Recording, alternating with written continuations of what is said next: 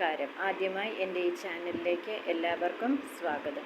ആദ്യമായിട്ടാണ് ഞാനൊരു ചാനൽ ആരംഭിക്കുന്നത്. അപ്പോൾ അതിൻ്റേതായ തെറ്റുകുറ്റങ്ങളൊക്കെ ഉണ്ടായിരിക്കും.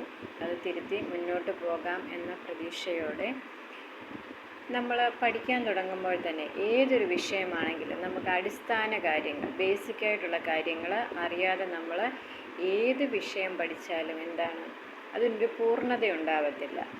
ഇപ്പം സിമ്പിളായിട്ട് പറയുകയാണെങ്കിൽ ഫോട്ടോസിന്തസിസ് എന്ന് പറയുന്നത് പ്രകാശ സംശ്ലേഷണം, കുട്ടികളൊക്കെ ഒരു 3ാം ക്ലാസ് മുതൽ പഠിക്കാൻ തുടങ്ങുന്ന കാര്യങ്ങളാണ്. പക്ഷേ മിക്ക കുട്ടികൾക്കും ഫോട്ടോസിന്തസിസ് അല്ലെ പ്രകാശ സംശ്ലേഷണം എന്ന് പറയുന്നത് എന്താണെന്ന് അറിഞ്ഞുകൂടാ.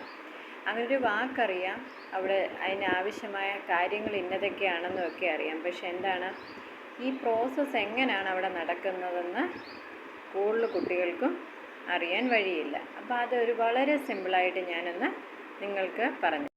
പ്രകാശ സംശ്ലേഷണം അല്ലെങ്കിൽ ഫോട്ടോസിന്തസിസ് എന്ന് പറഞ്ഞു കഴിഞ്ഞാൽ നമ്മുടെ പ്ലാന്റ്സ്, ചെടികൾ ആഹാരം നിർമ്മിക്കുന്ന പ്രക്രിയ, ഫുഡ് പ്രിപ്പയർ ചെയ്യുന്ന പ്രോസസ്സിനാണ് നമ്മൾ എന്തെന്ന് പറയുന്നത്, ഫോട്ടോസിന്തസിസ് എന്ന് പറയുന്നത്.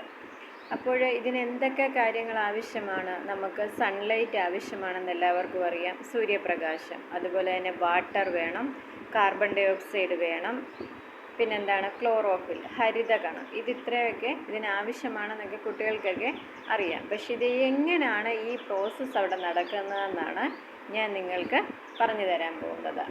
അതിനായി ആദ്യമായിട്ട് വാട്ടർ എങ്ങനൊരു പ്ലാന്റിലേക്ക് എത്തും? പ്ലാന്റിൻ്റെ റൂട്ട്, ചെടിയുടെ വേര് വഴി വെള്ളം ഇലയിലേക്ക് എത്തുകയും അതുപോലെ തന്നെ അന്തരീക്ഷത്തിലുള്ള നമ്മുടെ അറ്റ്മോസ്ഫിയറിലുള്ള കാർബൺ ഡൈ ഓക്സൈഡ് ലീഫിലേക്ക് എത്തുന്നത് എങ്ങനെയാണ്?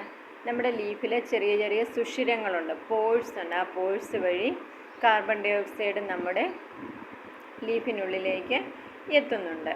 ക്ലോറോഫിൽ എന്ന് പറഞ്ഞാൽ ഹരിതകണം, നമ്മുടെ പ്ലാന്റ്സിൽ തന്നെ പ്രസൻ്റ് ആയിട്ടുള്ളൊരു ഘടകമാണ്.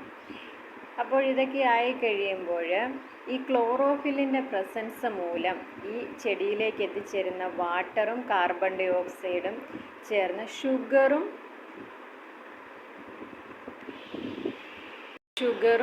ഓക്സിജനുമായിട്ട് മാറുന്നുണ്ട്.